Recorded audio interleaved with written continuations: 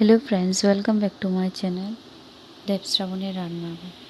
আজকে আমি একটি ভালো রেসিপি নিয়ে এসেছি। তো রেসিপিটা হলো নতুন পাবদা মাছ দিয়ে ঝাল পুস্ত। তো ঝাল কারণ আমি লঙ্কা পরিমাণটা বেশি দিয়েছি। তো ভিডিওটা দেখতে থাকো। এখানে আমি মাছগুলিকে হলুদ লবণ মাখিয়ে নিয়েছি। তো কড়াইতে তেল দেওয়ার পর গরম হওয়ার পর আমি মাছগুলিকে একে ভেজে নেব।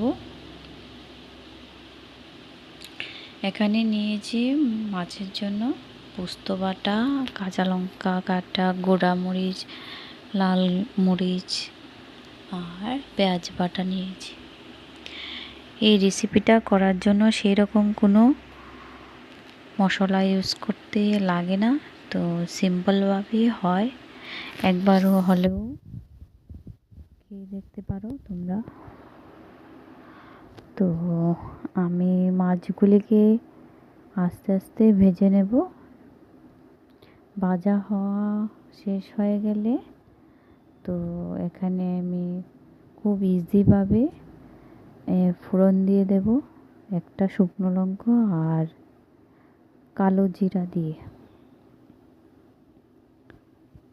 দেখতেই পাচ্ছ আমি মাছ ভাজার জন্য যে তেলটা দিয়েছি ওইটা দিয়ে আমি মাছ ভেজেও নিয়েছি।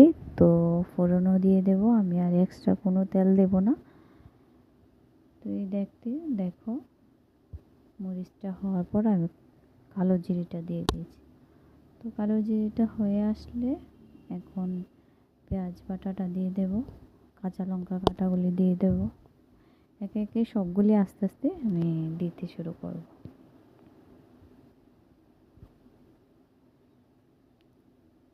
বন্ধুরা, আমার ভিডিও যদি ভালো লেগে থাকে প্লিজ লাইক, শেয়ার, কমেন্ট আর চ্যানেলটাকে সাবস্ক্রাইব করে দেবে।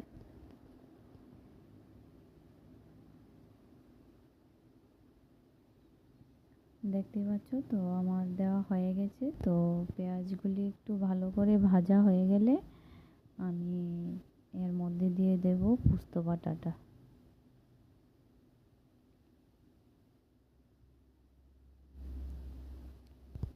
তোমরা চাইলে পেঁয়াজ বাটা নাও দিতে পারো, অপশান রাখতে পারো যে পেঁয়াজ বাটা না দিয়েও করা যায়। তো আমি শুকনো লঙ্কা গুঁড়োটাও দিয়ে দিয়েছি এর সঙ্গে। তো পোস্ত বাটাটাও দিয়েছি। তো পোস্ত বাটার সঙ্গে চাইলে একটু সর্ষেও দিতে পারো, আবার নাও দিতে পারো। কেউ চাইলে বাদামও দিতে পারবে। তো আমি ভালো করে মশলাটাকে আমি কষিয়ে নিলাম। দেখো যতক্ষণ না পর্যন্ত তেলটা ছেড়ে দিচ্ছে মশলা থেকে। তো দেখতেই পাচ্ছ, দেখো ভালো করে কষিয়ে নেওয়া হয়ে গেছে মশলাটা। এখন আমি পরিমাণ মতো জল দিয়ে দেব।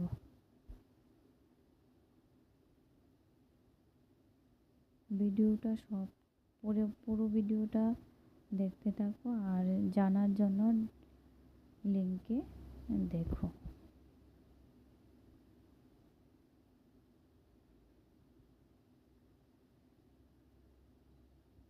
তো আমার হয়ে গেল মশলাটা। তো পরিমাণ মতো আমি যতগুলা মাছ দেবো এই পরিমাণ মতো জল দিয়ে দিয়েছি।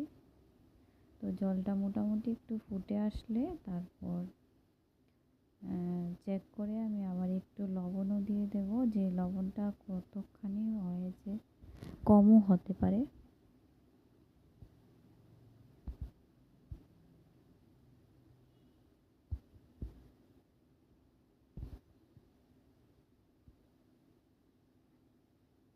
তো ফুটে আসলে আমি মাছগুলি দিয়ে দেব।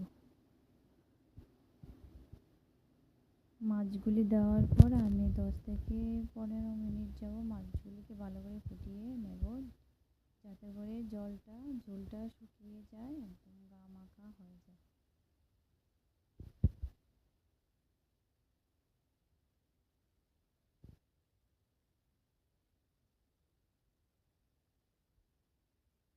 দেখো মোটামুটি হয়ে এসেছে, মাছগুলো ভালো সিদ্ধ হয়েছে।